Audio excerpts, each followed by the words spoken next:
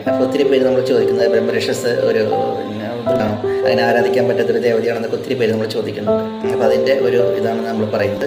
ബ്രഹ്മരക്ഷസ് ഒരിക്കലും ഒരു ദുർമൂർത്തിയല്ല. ബ്രഹ്മരക്ഷസ് ദേവതാ സങ്കല്പം തന്നെയാണ്. ശിവൻ്റെ പുത്രൻ എന്നുള്ളൊരു വിവാഹത്തിലാണ് ബ്രഹ്മരക്ഷസ് വരുന്നത്.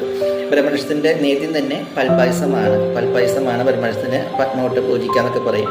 ബ്രഹ്മരക്ഷത്തിന് പൽപ്പായസമാണ്. അപ്പോൾ അതിൽ നിന്ന് മനസ്സിലാക്കാം ബ്രഹ്മരക്ഷസ് ഒരു അപകടകാരിയല്ലാത്ത ഒരു മൂർത്തി തന്നെയാണ്.